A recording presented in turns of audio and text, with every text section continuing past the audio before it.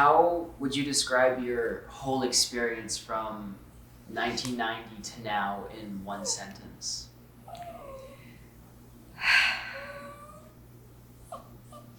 Can you state your name? Yes, hi. My name is Silvia Betancourt. I am from Santa Barbara, Honduras. That's Central America. Honduras is a small, beautiful town. People are very hardworking. It's a happy life there. Very happy life. I was in high school, my 12th grade. I was about to graduate back in July or September. I was a 1990. Everything was well. I was a very, very good student.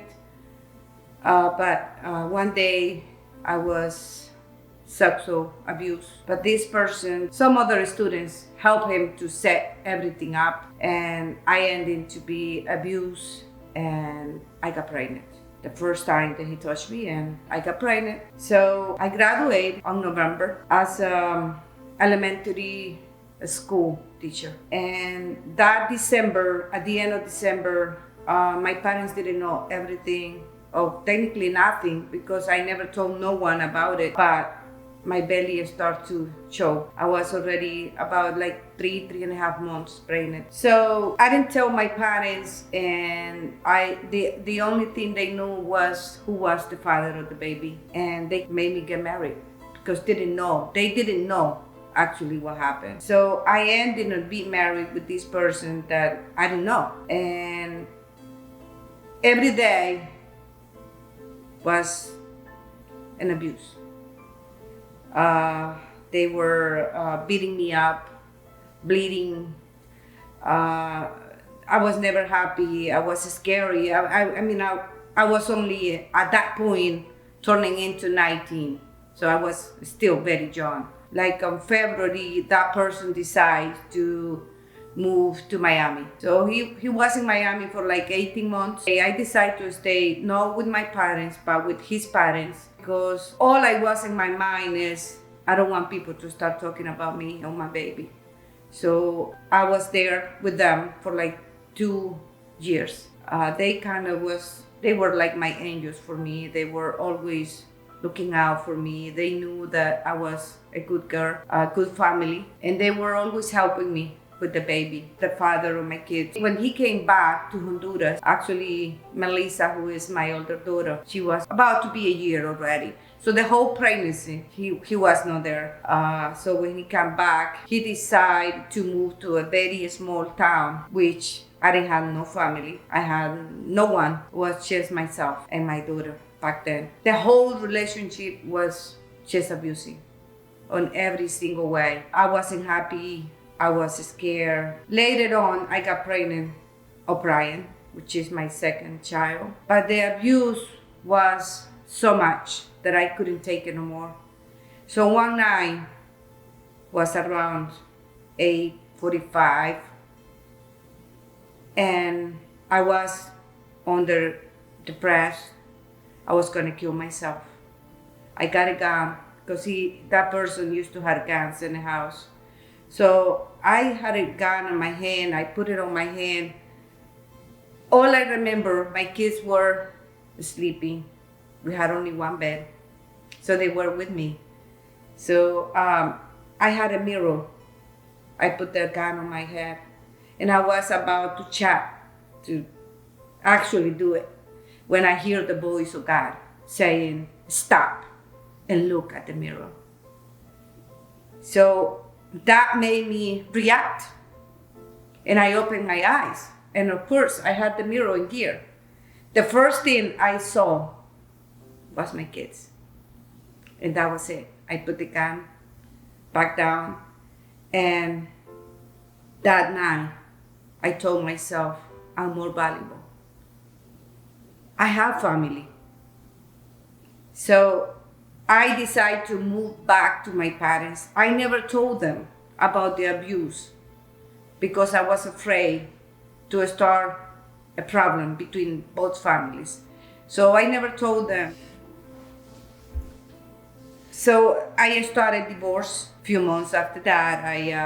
That was 6 years of working very hard. I was up at 4 o'clock in the morning because I was a teacher and I had to be at school at 7:30. So I was always working very hard to make sure that everything was done.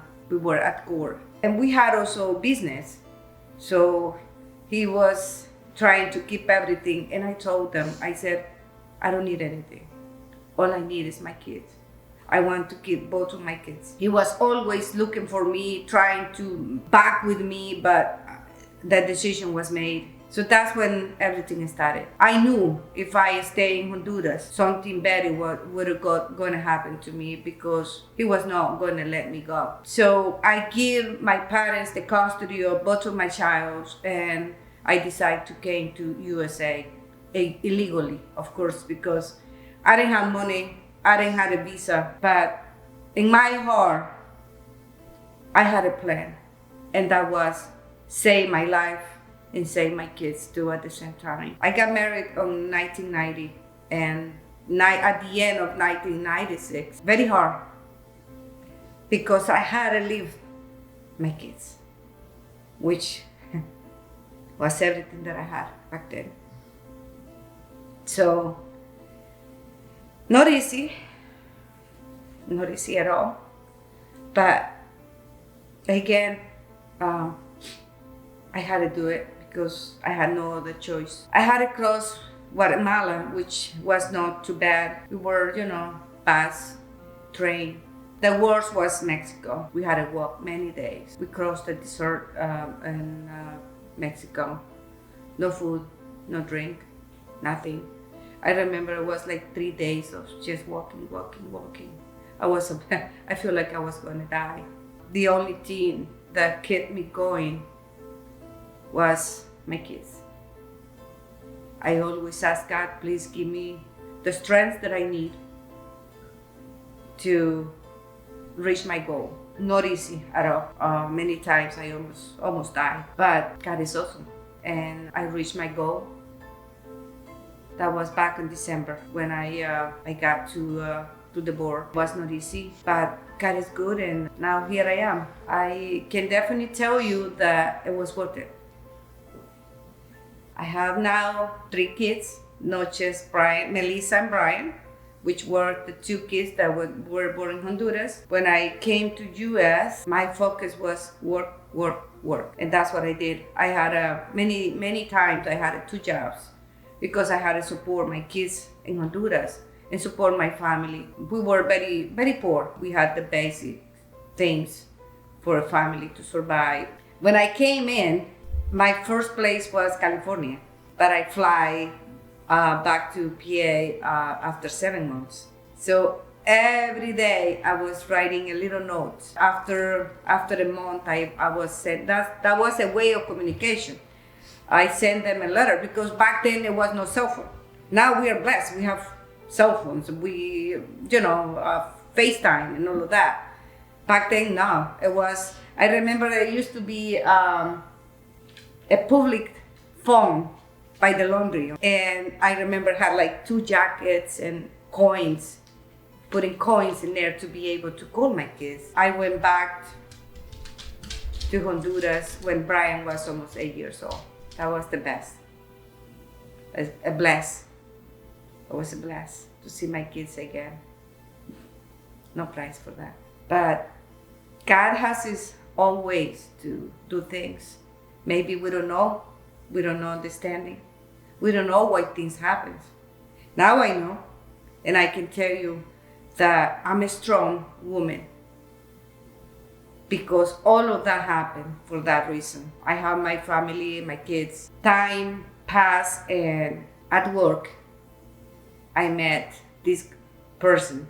I think it was like 10 years after I came from Honduras. His name was Silvia Betancourt. And let me tell you something. Again, God was involved. I met him, and he was an angel. I was not used to be treated the way that he was treating me. Always nice, always helping me. We had each other. And I had my beautiful daughter.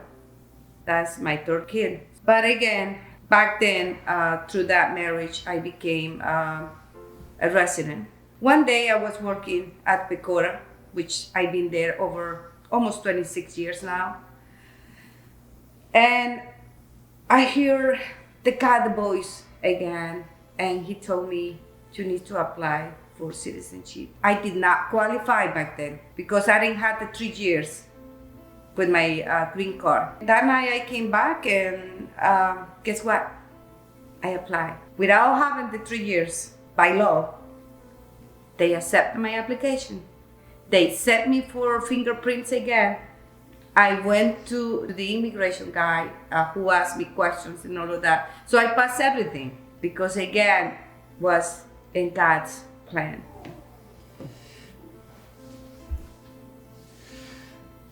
That was back in June of 2006 when I became citizen. But 2006 on October, he passed away. If I wouldn't listen to God, I wouldn't be able to be a citizen because he died.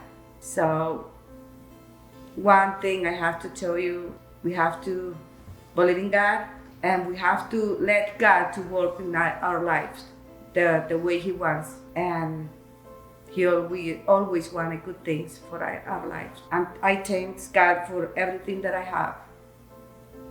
The house, my family. That's all I care for. I have a good job. God is awesome. That's the most important thing of my life. What are your kids doing today? My daughter, Silvia Melissa, she lives in San Antonio, Texas.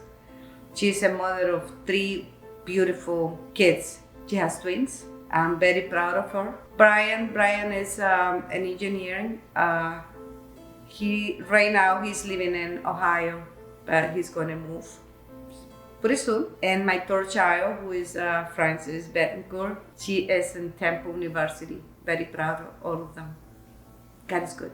Did you ever think you would get to where you are today when you were first coming to the US? No. All I had in my mind was I was so afraid. I didn't know no one. I mean, I was scared. But God put everything the way he wanted it. God is awesome. A lot of people are here because they have no choice.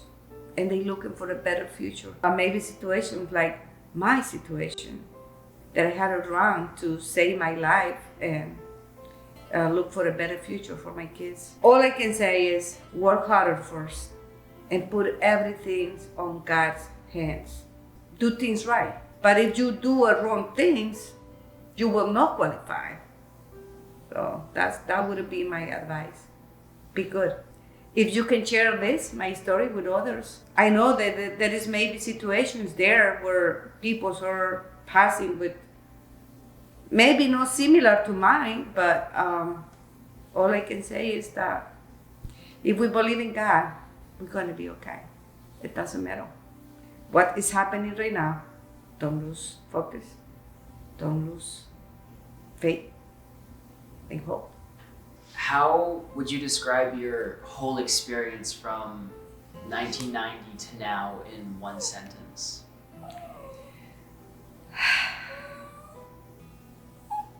How I describe?